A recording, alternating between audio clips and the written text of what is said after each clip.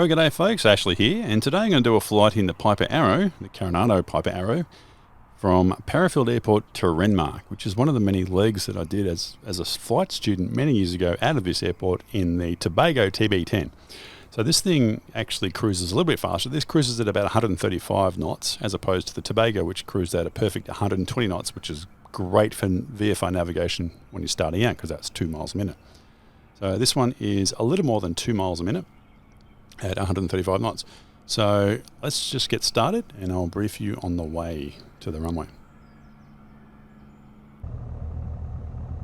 Okay, so this is one of the many training flights I did as a student solo out to Renmark, which is, there's not a lot out there to visually navigate by. Yeah, this is GPS in this aircraft, but I'm not planning on really making reference to it other than to tune in the VOR, which is tuned into the Adelaide VOR DME. And the VOR DME at Adelaide's 11 miles south of here, and it's the only Navaid in the entire area. So there's not much as far as Navaids to navigate by. And the only reason I need it in this particular case is for the DME reading, which will tell me when I can climb to a high altitude without breaking the Class Charlie airspace for Adelaide, which is above us. This Pararfield airspace that we're in is up to 1,500 feet. However, the Adelaide airspace is directly above us and starts at 1,500 feet. So what we're going to do is take off on 21 left and continue following the same pattern as the altitude, except instead of remaining at 1,000 feet, we're going to continue up to 1,400 feet.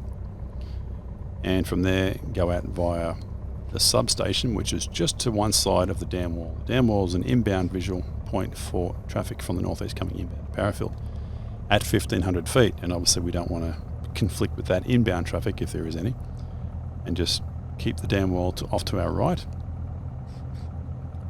I go by the substation, which is near the dam wall but not at the dam wall. So what I've got here is the HSI is configured to the runway 21. Heading bug is on 041. However, I'll be making initially a left-hand turn to stay at the crosswind and follow the downwind leg, continuing up to 1,400 feet instead of staying at 1,000 feet for the pattern. And then once we're abeam, so about up here somewhere on the downwind, I'll be taking up a heading of 041 and noting the time right there and then. It should take about 6 minutes to get to South Para Reservoir, and we'll go from there. Okay. And I'm not doing radio comms like you normally would either. So normally I would have been on 119.9 for ground, and I would have switched over to 124.6 for tower on the left runway. Not doing comms. I actually don't like the ATC comms on this program. I mean, good on them for giving it a go, but it's not an easy thing to simulate. So I actually just don't bother with it. The only reason I would use it, I've got the text to voice active, is if to tune into AWOS and AWIS for airports. Alright, so the power is up. Maintaining center line. The runway is clear. Pretending we have a clearance to take off. The airspeed is alive.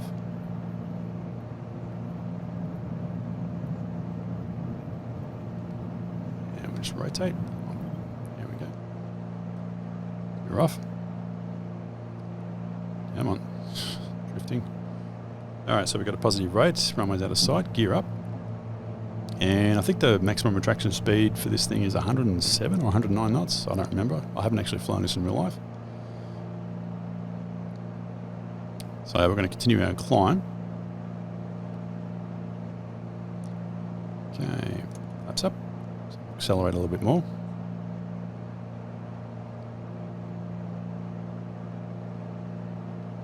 And I'll just bring the HSI into sight there. Oh. Just so that way I can get an idea of the runway and just know I've done a 90-degree turn. Pretty much you just turn towards the hills for a short period of time. And approaching 1,000 feet. We're going to 1,400 feet. I'm just going to keep the turn coming around actually. We are pretty close to those hills. 200 feet to go to remain clear of Class Charlie. And that heading will bring us parallel to the runway.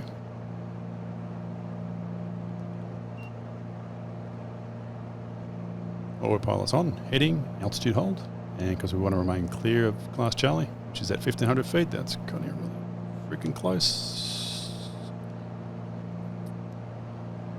Jeez. Alright, so we're being the airport. Just take note of the time. And the time is, let's call it 1:05. Going by the clock here on the left.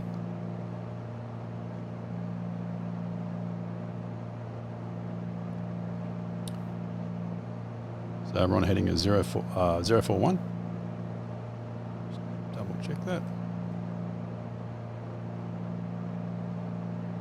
There. And we'll keep an eye out for the dam wall, which is out this way somewhere.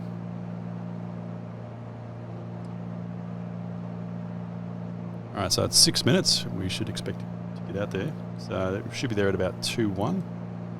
Going by this clock here. So that's 5, 10, 15, 20. So about big hands on there.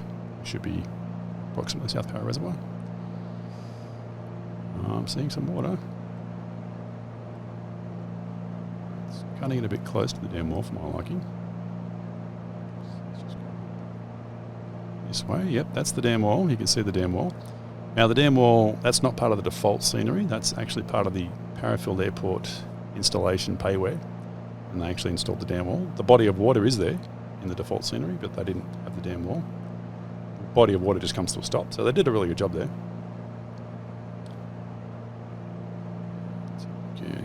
I don't actually know if substation's visible. I don't know if it's that. Or either way, we take up a heading of 059. So yeah, inbound traffic would go over the dam wall, 1,500 feet.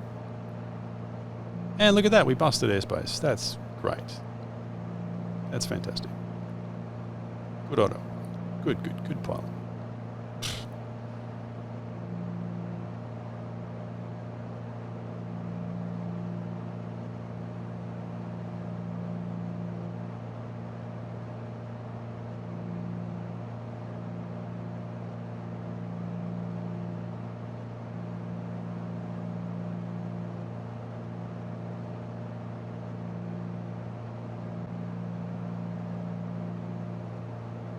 About there.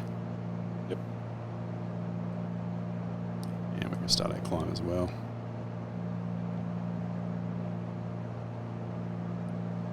We do that. Let's just take note of the time. 20. Let's call it 21.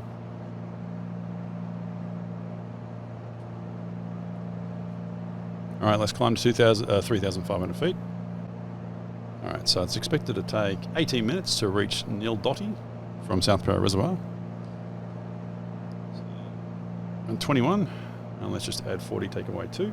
So 41, 40, 39, so ETA 39.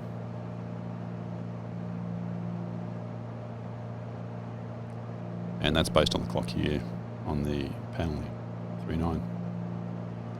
So that'll be 10, 20, 30, 5. So there. Big hands on this one. We'll get there, hopefully. Nice heading. 2,500 feet. We've got to go 3,500 feet because we're heading eastbound, east plus 500 feet. As part of the hemispherical rules. Alright, I'll switch the VOR off. Because realistically, by this stage, we would have actually lost the VOR because of this altitude and the distance from Adelaide, just because of the hills. And put it back to altitude mode now at 3,500 feet. There we go, 25, that's good. And as expected, the hills are coming to an end. 39 was our estimate, so 30, so about there. So we've still got a little way yet. I'll just take a quick look at the chart here, the visual navigation chart. Oh, if you don't have any, if you don't have your own Australian visual navigation charts, you can actually download them from free from Air Services Australia. Just go to my website, ashleywindsor.com/free charts, and that will take you to a link on a page where you can say, yep, I agree, and then from Air Services Australia, you'll have access to the latest visual navigation charts, also IFR charts as well. The only limitation of the visual navigation charts is they do not cover the entire continent of Australia. They cover the major cities and places where most people fly. But like if you were going to go Central Australia, like Alice Springs to Ayers Rock, there's no VNC for there, so you actually need WAC charts for that. And they are not free. WAC charts actually cost money. That's why I'm just giving you links to the free charts, so you can download at least the PDFs if you don't live in Australia or don't want to buy charts from any pilot shops. But I bought some charts from a pilot shop and had them sent to me because I actually laminate my charts and then draw on them. So that way I've got a visual reference line on my charts here. And once the mountains come to an end, which is obviously coming up, is a town that should be off to our left, probably about, say, 2, maybe 3 miles to our left, called Cambrai. And it's only just after the mountains. Guess what? It's to our left. The town of Cambrai. And if we're about 2 or 3 miles to the south of it, which we are, we're on track. Hey, excellent. And I'm going to show you, there are not many towns out here, so it's hard to miss. It's hard to get it mixed up with other towns. All right, let's have a look at the time. That's Cambrai there, and let's note 2930. I'll call it 30.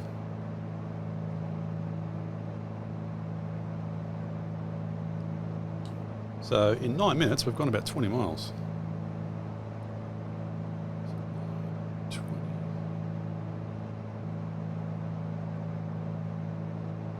So I'd say we have a ground speed of about 133, 134 knots.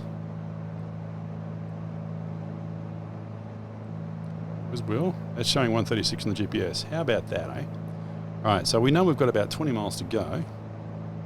That's about another 9 minutes. Call it 30, so we'll call it 39, and that's the original ETA, so it's still 39. Excellent. Great. So that's working out well. And you can barely make out the Murray River at the moment, and it has quite some distinctive curves in it coming up. It's quite an amazing river. As you can see, there's not a lot out here, but plenty of places if you have a forced landing for you to land on. You got a lot of dirt roads running north-south, so you have plenty of roads actually to land on. There's a pretty good chance a lot of these dirt roads do not have any power lines because there's not a lot out here. So I think it's fairly safe to say you can land on one of these roads and not be concerned about power lines. However, you do obviously need to keep an eye out for power poles. The days like today, the shadows of the power poles will actually give them their positions away, not the actual power lines themselves. And as you see, the Murray River is coming up. And our estimate was 39 for Lottie.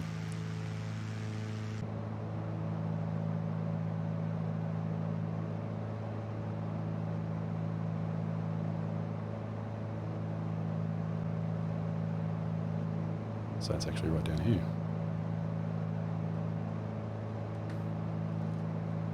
Right. ETA was 39. Faster.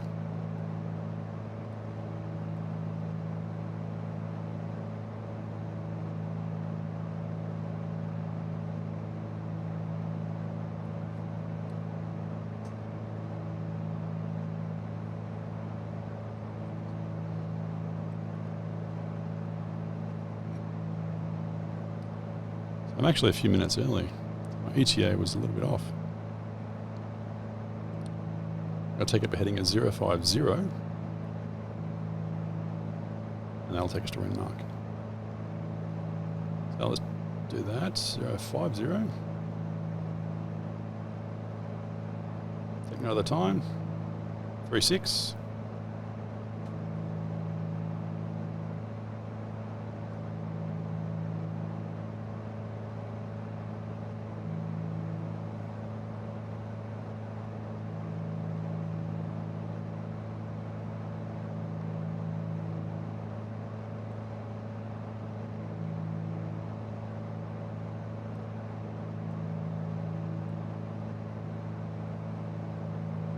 Yeah, between Nildotty and Renmark, there's only one town, And it's a little before, not much before halfway. Magia. Yeah, that's it. It's a lot of empty space out here.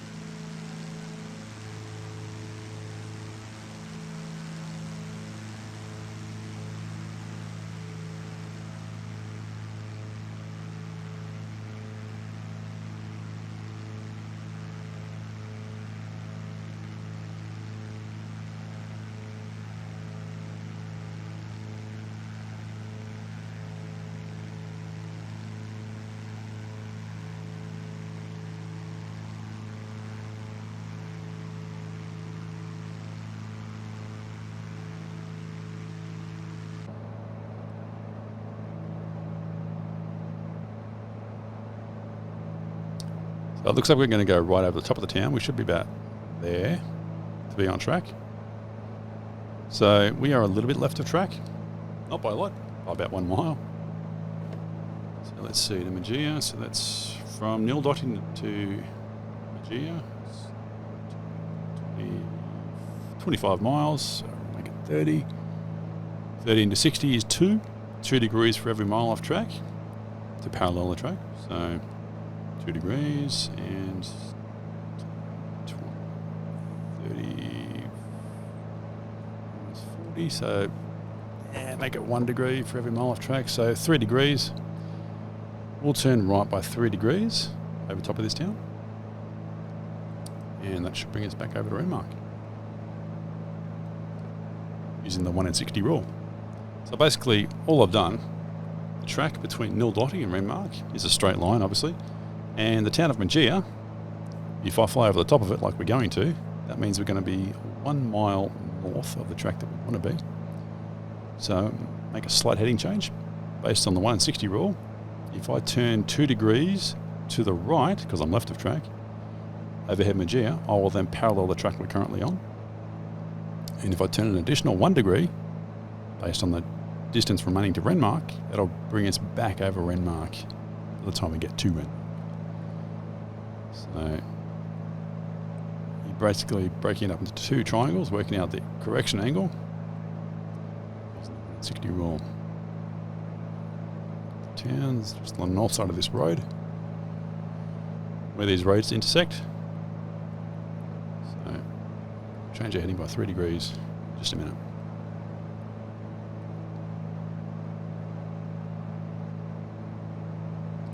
And we'll take another time. The only problem with flying over the top of things, you can't exactly see it because it's right below you.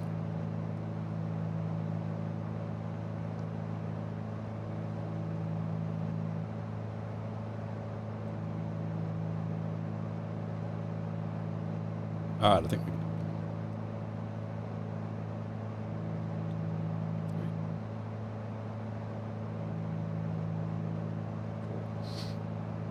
I don't even think it's going to even change the heading.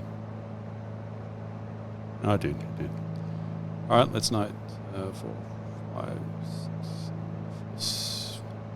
We'll say we're over the town at 4.8.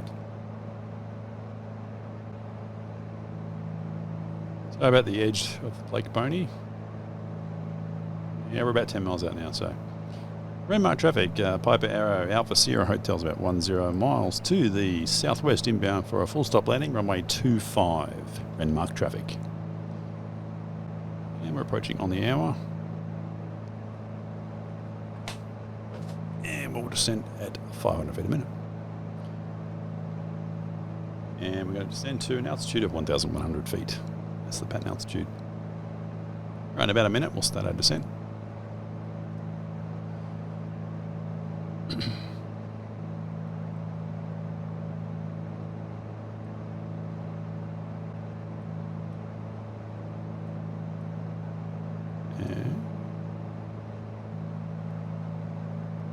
The airport there.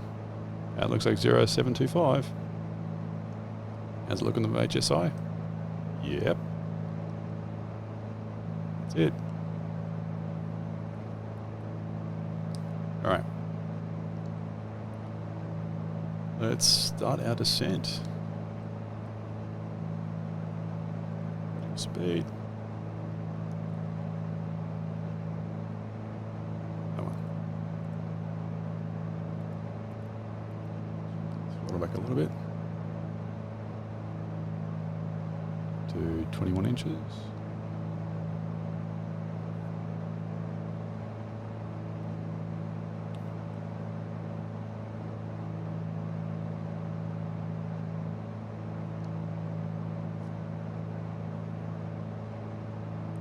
Change my heading just a little bit. So we would have been close to the airport, but not quite. So my dead reckoning skills need a bit of work. Need a bit of work. Quite rusty. And Renmark traffic. Piper, Arrow, Alpha Sierra Hotel is going to be joining a wide high downwind, left downwind for runway 25, full stop, Renmark traffic. Very high. Let's pull the throttle back, put the gear down, slow us down. Alarm will go off.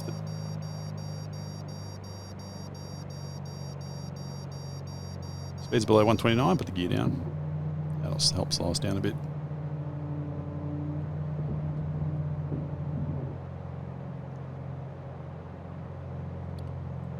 And we have 3 greens.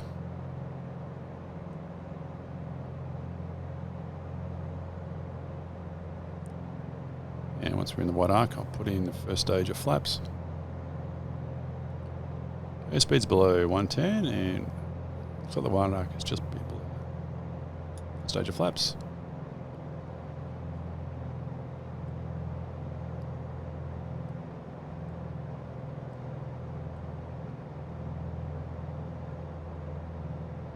Still 500 feet above pattern altitude, which is not good planning. Sorry about that.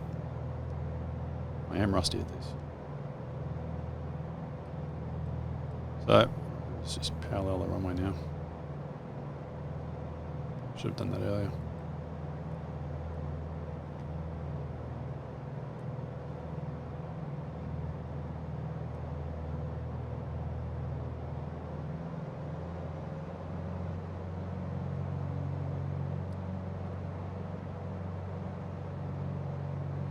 Not quite yet.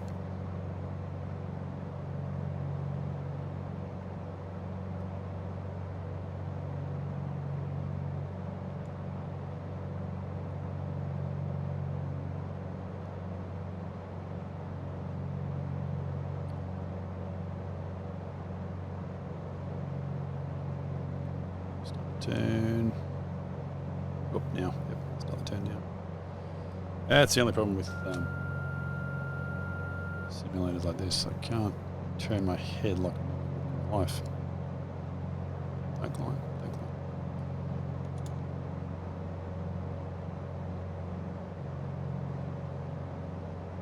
Using the HSI to sort of determine approximate headings I need.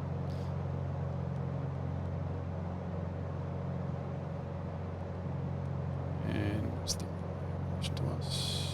Okay, we'll just keep the turn coming around. So I can keep the runway in sight.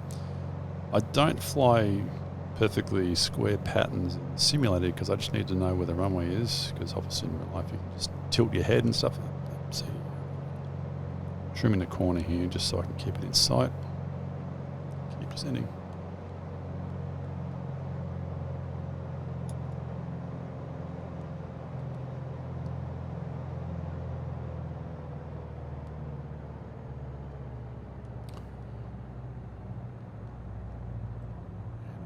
Lane checks, main thing, the gears down. That's my main concern. Where's the throttle? There it is.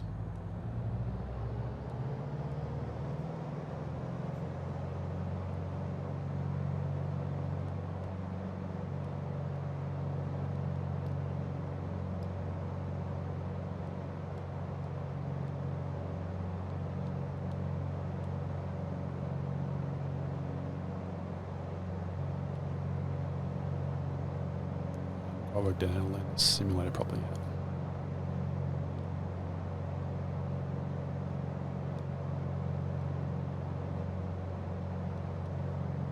Keep going out.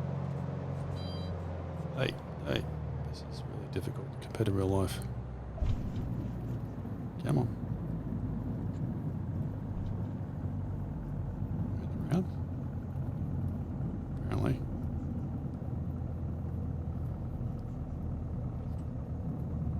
Okay, yeah, the altimeter's. There's no taxiway, that's right. I'm going to backtrack.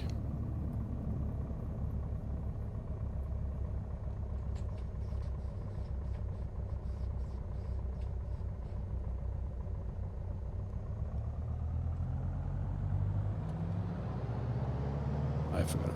There's no taxiway here.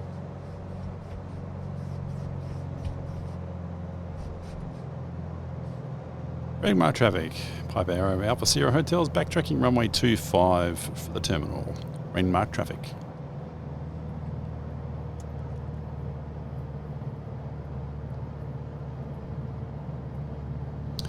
Laps are up.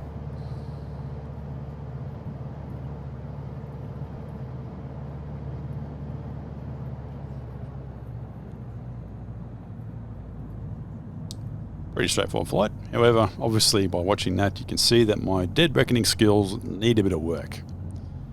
Yeah. So I'll work on that in the near future.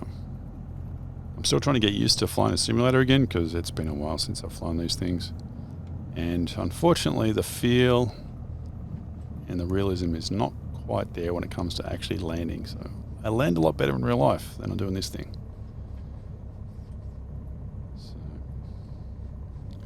Do what I can. I seem to recall actually Renmark, it is a bit of an uphill slope to get up to the terminal. It's strange, but for some reason I think that's accurate. Where's this guy out here? Let's park over there.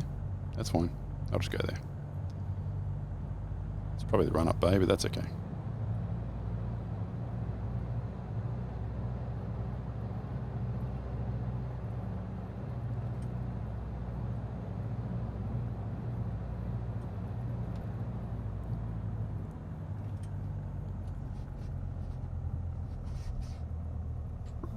Hit the brakes. Boom. Brake set.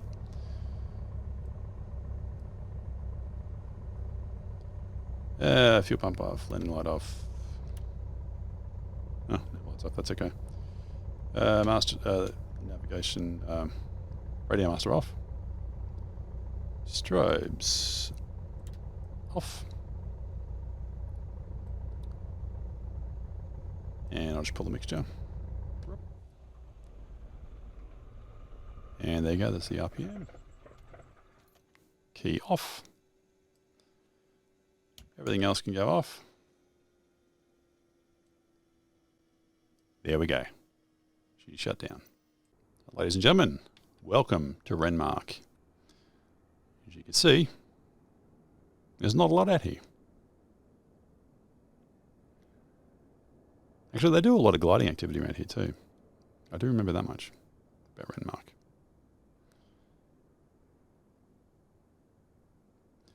But this is a common destination for a lot of the flight students out of Parafield Airport to come here, VFR. Other places include Kangaroo Island, Port Pirie, Waikerie, Loxton, many other places, just as remote as this one. Some of them required transitions over water, some of them did not. I'll do some more in the future, but hopefully you enjoyed and learned something from it. Yeah, my dead reckoning skills need some work, that's for sure. I'm very, very rusty. Anyway, I hope you've watched this video and enjoyed it and got something out of it, and I'll speak to you soon, or see you later.